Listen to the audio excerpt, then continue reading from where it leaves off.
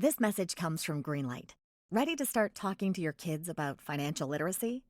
Meet Greenlight, the debit card and money app that teaches kids and teens how to earn, save, spend wisely, and invest with your guardrails in place. With Greenlight, you can send money to kids quickly, set up chores, automate allowance, and keep an eye on your kids' spending with real-time notifications. Join millions of parents and kids building healthy financial habits together on Greenlight.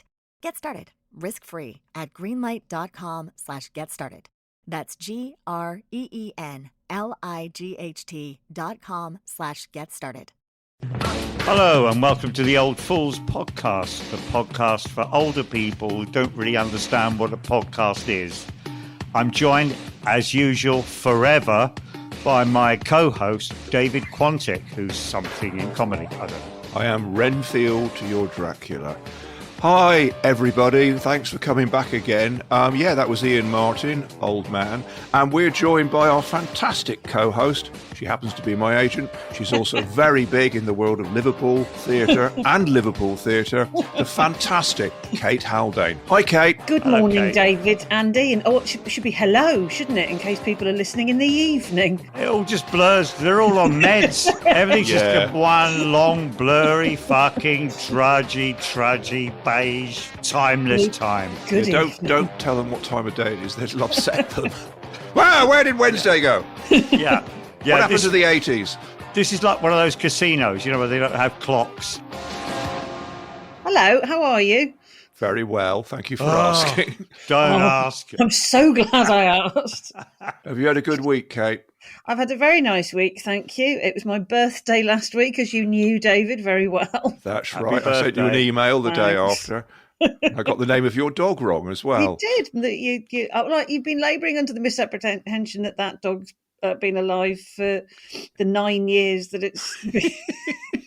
Worse, I'm sorry, listeners. I managed to say to Kate the other day, "Oh, how is the chief inspector?" And the answer is the chief inspector, which is the name of Kate's dog, is dead. The dog I'm holding is not the chief inspector. This must be new listeners are like going, "This is gold." Yeah, this is great. I have since killed that dog, so it's fine. Anyway, should we crack on? Yeah. After that unseemly bullying in the Oval Office, I don't know if could you remember that, David? Last week, Yeah, I can. I'm still. the Oval Office. I made up a joke about it. Have you? Well, we'll just park that for now. Because our producer Steve Doherty despaired of our political commentariat. All of them, every single one of whom, puffed out their chest like they were like mayor of Munchkinland and decided they were going to do an emergency podcast. And I think what Steve was really moaning about was that, we weren't doing an emergency podcast. So I think this should be an emergency Old Fools podcast. And everybody, if you hear any opinion expressed on this podcast, it should be an emergency opinion. Can I do my emergency joke now? Yeah, go on. Right, I've worked out the political situation this weekend. Excellent. The animal and the vegetable want the minerals. Oh, That's right. clever, isn't it? It's clever. Okay. It's not funny, but it's clever. Which one? Hang on. Which one's the animal? Oh, you don't have to go through it. Yeah, what do you mean rare earth minerals? Like, I see, like in Ukraine. Yeah, like in Ukraine, yeah. Oh. Trump is the vegetable. Trump's the vegetable, and I mean, it's like Nostradamus. It could be anything, but it's doing well. It's getting numbers on Blue Sky. thanks for getting minerals into a joke. It's quite hard to do, actually, to get minerals into a joke. Oh God, did I miss the joke? Welcome to show business, everyone. Kate, what else has happened? Bollocks to emergency podcast. What else has happened this week? What's been on my mind this week? What's been on your mind this week? I've been thinking about how one's internal monologues inevitably let one down quite a lot. Bear with. As you mentioned, I'm quite involved in local theatre. Well, not local. Not amateur dramatics, you mean? No, like... not amateur dramatics. There's a very lovely theatre in Liverpool called the Liverpool's Royal Court, not to be confused with the Royal Court. And we had a committee meeting the other day, and there's a new member of the committee. So we had to do a round robin and introduce ourselves. And I was about 8th in, so I thought, I've got this absolutely nailed. By the time they get to me, all I've got to do literally is say my name and what I do. And we went around the committee and everyone was like, hello, my name's Dirt and I'm a creative producer. my name is, and I'm a criminal lawyer, and everyone was fine. And by the time they got to me, of course, I inevitably went, and I'm Kate, and I'm a fucking knobhead, and I love you all. Well, they'll remember you. Anyway, I'm now in charge of everything, obviously. But that, Brilliant. no matter how much you try and plan for things in your head, by the time it comes to actually speak, I'm so often let down. This happened to me at a crucial moment in my life. It's the reason I'm reduced to doing shows like this and not doing the Cambridge Footlights and writing hit rom-coms, is that I went to a comprehensive and they sent me to a Cambridge interview because they said, you won't do well in the exam because you're from a comprehensive, which showed faith in education under Jim Callaghan, that did. And they said, what would it? We'll send you to the interview, and they gen me up on all the information about the college and how it was sympathetic to people from comprehensives. And I went there, and a Cambridge man behind a Cambridge desk with a view of King's College Chapel said, so why do you want to come to King's College? And I said, because the buildings are nice. That was the thought that crowded out everything I'd prepared for. And ever since then, I've had to work in a shed. I did the Oxford interview because we both went to the same university, didn't we, David? Not at the same time, but we did. And I did the Oxford interview, and I was mad about poetry, and still am. But they asked me what I thought John Donne's view of women was, and I don't think he liked them very much. He didn't like the ladies. I didn't think he liked them. And of course, here we are, exactly. Here we are. Ian, we're not even going to ask you if you had a university interview because I know the answer to that one. Well, let me tell you. I didn't go to university. I was a hospital porter instead. Ooh. Yeah. That's my credentials. Call Alan Bleasdale. Maybe he'll write a play about you. Yeah, I am Alan Bleasdale. Kate said, did you push anybody famous? It was a hospice and a hospital, so they were mostly dying or dead. I did push a lot of dead people around, yeah. Did you push anybody famous dying? You're not going to let this go, are you? No. We had that Emil Savundra in once. Mary Wilson, the Prime Minister's wife, Really? She wasn't there. She wasn't there. Oh, okay. There's a coincidence. It I've is. Never met her either. Oh, can we move on? I've got an emergency opinion. Oh, God. Okay. Exactly. Zelensky's got into trouble because of that, among other things. He was dressed down for the Oval Office. I mean, let's leave aside what fucking Elon Musk looks like. But I think that because he dresses down in solidarity with the Ukrainian military, I think that kind of combat casual look should be adopted. It's non-gender specific and much better than the other style we saw in the Oval Office, which was, business formal. I think anyone who expects to be taken seriously, like journalists or Jehovah's Witnesses or whatever, bankers, teachers, politicians, they should all be wearing that shit. I mean, I would agree, apart from everyone in this kind of gotcha way is sharing pictures of Churchill at Yalta. Yeah, boiler suit. And the thing is, he looks terrible. He looks like he's attending a City Limits fundraiser in 1982. You see a picture of him in his pajamas. Oh, God, photo no. call. And he was in his fucking pajamas. Kind of brilliant. But business formal's now been ruined by Trump and all his mafia mates, hasn't it? Especially because they're so badly cut as well. They hang off the shoulders. They look cheap. They're probably made by the KGB, by slaves in Irkutsk, let's be honest. The best intervention this week, I'm very grateful to the poet, children's laureate and meme, Michael Rosen, who attempted a detailed explanation of the situation in Ukraine and prefaced this by saying it's not as simple as the good guys meme of the Ukrainians are right and the Russians are wrong, which was an interesting take. And I look forward to hearing more from the meme stroke children's poet laureate on this hot topic. Perhaps we could get him on the show. Perhaps he could explain why we're going on a bear hunt makes no sense whatsoever. Oh, God, I fucking hate that. I hate that. Kate, do you hate that? You're still here, I hope. I'm still here. Mercifully, I have no experience of we're going on a bear hunt. It's bollocks. All these people It's go in a forest, bollocks. fall over, rubbish? and go, oh, yeah, it is rubbish. Oh, we can't get over it. We can't do it. Fuck off. Did you see the animated version? Of course I didn't. Fucking hell. Well, we had to. Animated? Because there were children involved. And they've got this. They get the bear. The son in the family, actually in the background, actually playing a fucking ukulele. No. Yes. No wonder they can't find the bear. The bear is like going, fuck this. I'm not going to be killed by a ukulele kid, poet child. Yeah. What happens in the end of the bear hunt? Do they Nothing.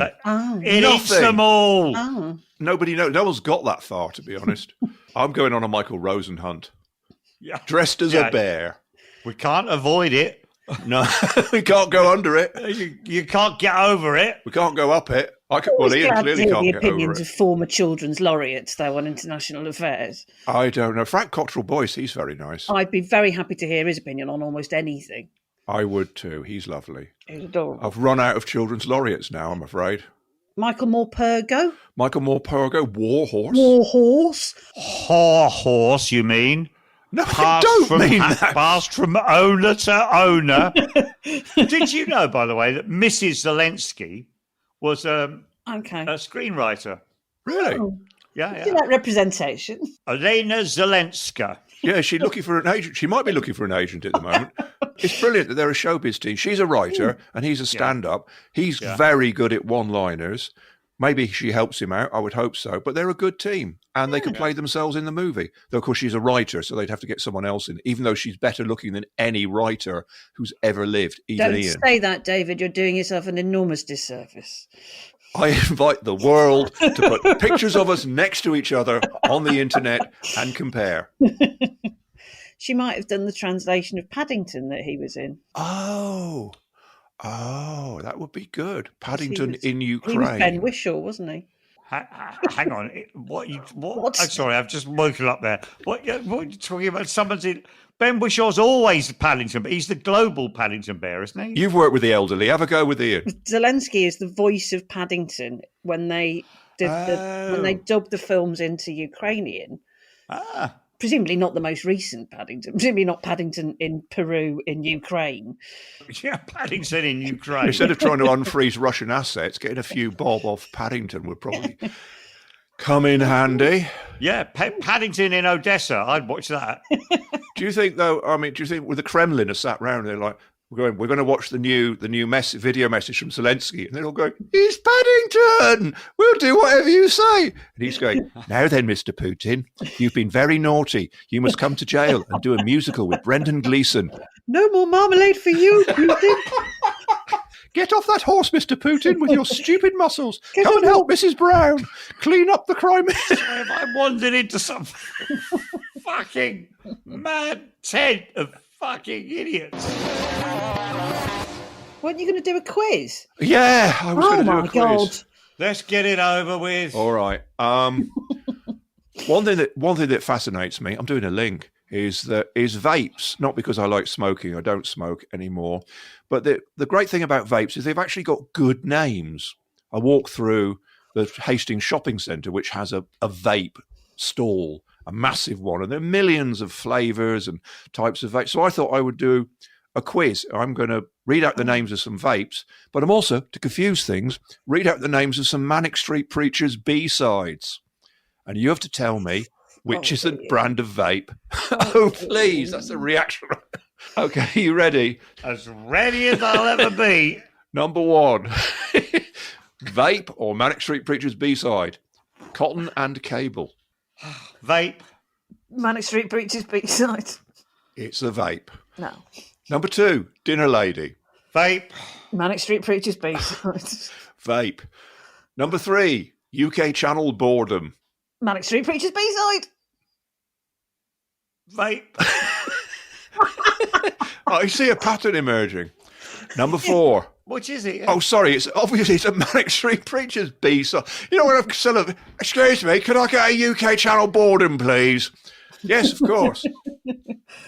Number I four. hope you're keeping score, Steve, because it's very clear what's not happening here. I think it's quite easy to keep score. Okay, number four. The Lancashire. Vape. The Lancashire Creamery. Vape and Manchester. No, the Lancashire Creamery. The Lancashire Creamery is a vape. So people. Oh, it's also a book by Stuart Maconie, I think. Little joke for Stuart there, if he's listening, which he isn't. Number five, Manic Street Preachers B-side or vape. Lost Mary. Street Preachers Go Is on it Manic Street Preachers Vape No. crossover? Yes, no, it's a vape. Yeah, number 6, Voodoo Polaroids. Is it a song by Kid Crimson? No, Okay. Is it a vape? no. It's a Manic Is it, Street Preachers B-side. Okay. Janitor of Lunacy. Wow.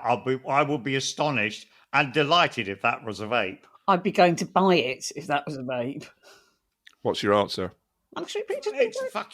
It's the band. Yes, it's a Manic Street Preachers song. B-side. Are we there yet? Number 9. It's not going to get the Manic Street Preachers to listen to us, David.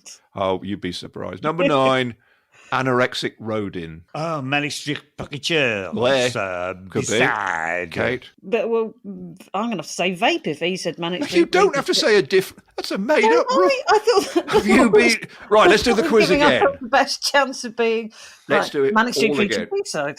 Correct. I've never Correct. said Manic Street Preachers B-side before in my life, and now I've said it. Look.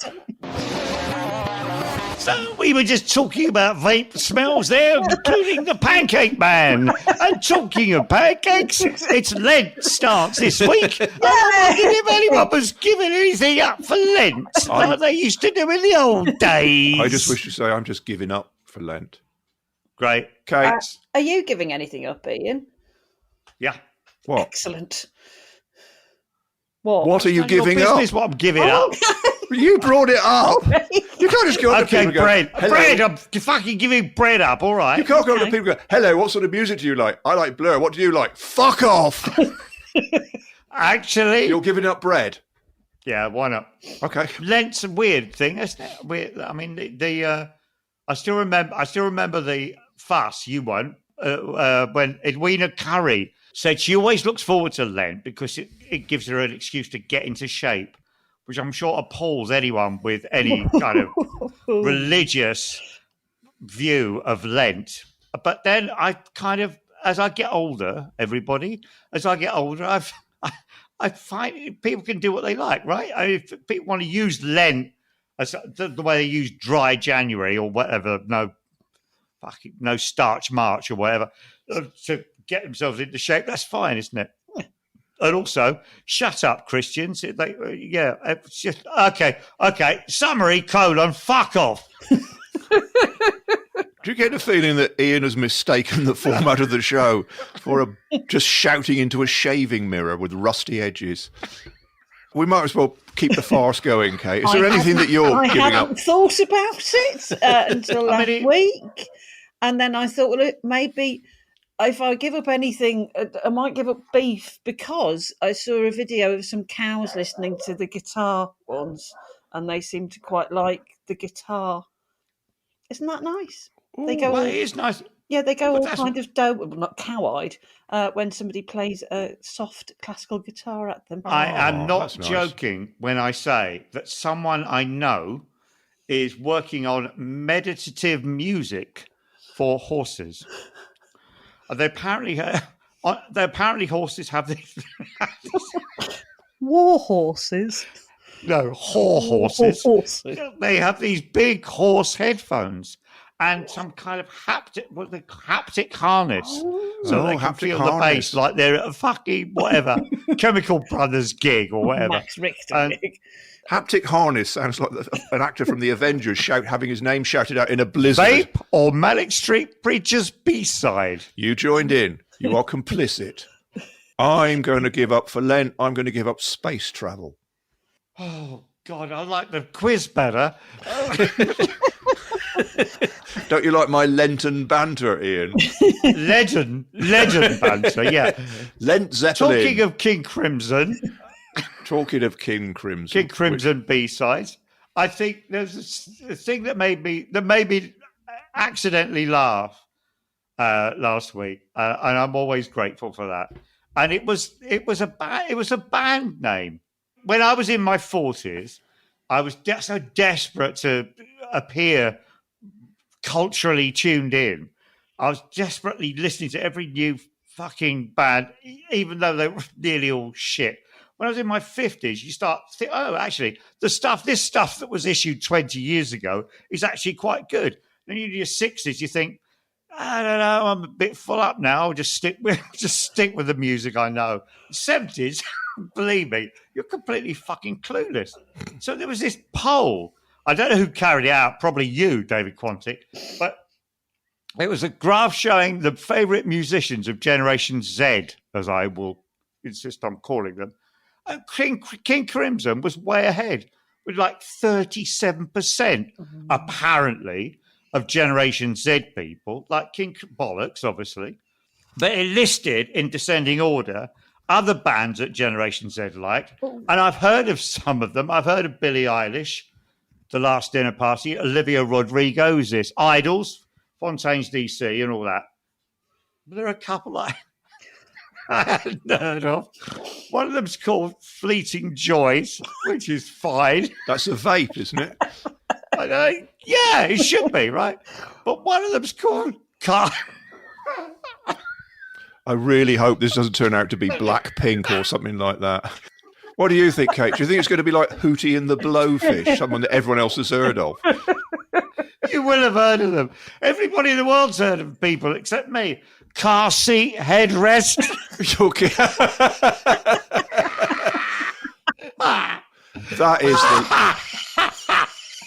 That is the last band name in the shop. They've been going for fucking years and they're really successful. Is this like the reverse of that? You know that Beatles film, Yesterday? Is this like the reverse of that, where Ian wakes up one day and discovers there's a band who are massively famous, who everyone's heard of, and they're called Car Seat Headrest? It doesn't sound any less funny than anyone else. As if with their album Adjustable. Oh my God. Who the fuck? Oh, wow. I don't want to look up the origin of that name, because you just know they're going to be sitting around stoned on dope saying funny things, and then one of them says it in a serious voice and they go, "That's it, man. Car seat headrest." Do you think they will be? I don't know. They will be stoned. Young people don't do anything. They don't drink. They don't smoke. They'll just have been at a dinner table.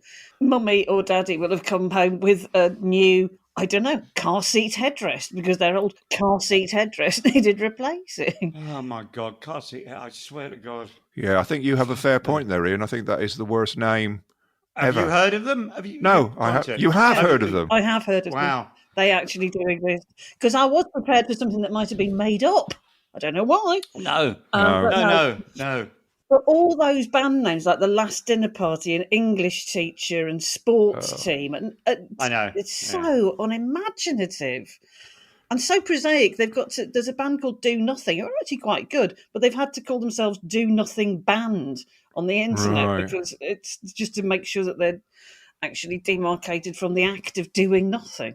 But I quite like the idea of having a qualifying The Band after a stupid title. Yeah. I mean, it would be less funny if they were called Car Seat Headrest, the band, the musicians, the music, Car Seat Headrest, the musical sort. James Bond has been bought by Amazon off the Broccoli family. Yeah. And I was having a conversation with someone about just how actually what is British about James Bond? And the answer is, as usual, Ben Whishaw, who plays Q.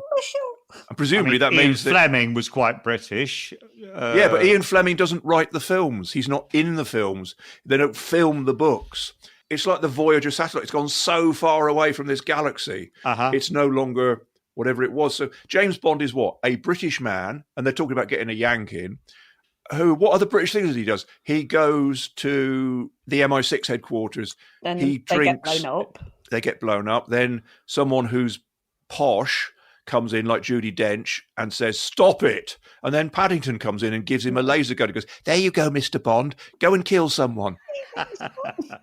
And they're always the best bits. They're the bits that you enjoy most, the bits in the MI6 build. Yeah. When he goes off knocking over market stalls in a big car. That's a very, very good description. With Michelle Yeoh on the back going, "Hide out!" Me plates! What's it got to do with Star Wars anyway? Well, nothing. I said James Bond. But it's this whole, what are the British things? Harry Potter which again, load of English people buggering about in Hollywood. Wallace and Gromit. Wallace and Gromit hasn't got Ben Whishaw in yet. He's very British. It's extremely British. Didn't win an Oscar. That's Couldn't very be British. anything more British than that. Probably won't win a BAFTA because they always go to Yanks. Ooh, satire. But aren't we glad awards season is over? A just bosom. Oh, yeah, we forgot to do any jokes about the Oscars. Never mind. What do you mean we forgot to do any? We've got to do the Brit Awards. Yeah, I can't think. Oh, except to say that Car seat headdress didn't win anything. I turned on by accident. I saw Jack Whitehall talking about a man dressed as a monkey, while a man dressed as a monkey ate someone's dinner, and the person whose dinner it was pretended that it was funny because they were on ITV, and I switched over from the Brits, and I didn't even see car seat headdress. No, it's not funny. I mean, it's the best pancakes ever. Pancakes Mary Warnock, they're called. Pancakes Mary Warnock. A pancake recipe from a philosopher, Mary Warnock, yeah. Pancakes Mary, not even Mary Warnock's pancakes, they're called Pancakes Mary Warnock. Like omelette Arnold Bennett. I've got anchovies in and chicken. Excellent. Wow. Thanks. Can you say you've been listening to and some stuff like that now? Yeah. You've been listening to The Old Fools, and I'm really, really sorry. But we'll be back again next week, probably if we make it that far. Thanks to our co-host, Kate Haldane, and the other person, David Quantick. And please share, review, like, subscribe, adore, and don't give us up for Lent. If this is about to be followed by some fucking ad for cryptocurrency, you can shove it up its arse.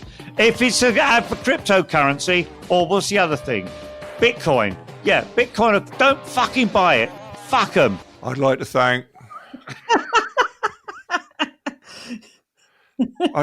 my co-host Mick Fleetwood. This is Samantha Fox saying goodbye. Thanks again, Kate. I'm sure you won't want to come back anytime soon, but you'd be very welcome if you did. Bye, everyone. We've got a website. We've got all kinds of things. I don't mind if you've got any crypto to advertise. I'll fucking have it. Happy Christmas, everyone. Happy Lent. Bye. Bye.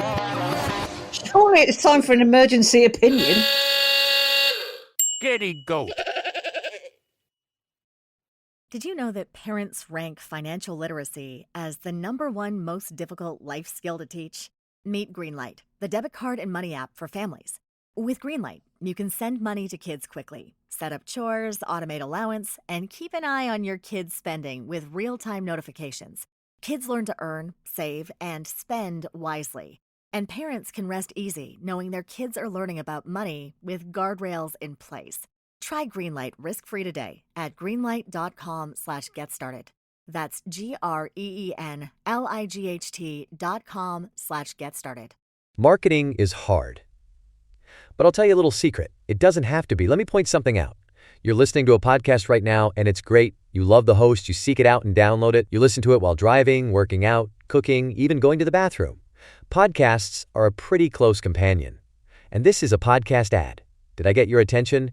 You can reach great listeners like yourself with podcast advertising from Libsyn Ads. Choose from hundreds of top podcasts offering host endorsements, or run a pre-produced ad like this one across thousands of shows to reach your target audience and their favorite podcasts with Libsyn Ads. Go to libsynads.com, that's LIBSYN, ads.com today.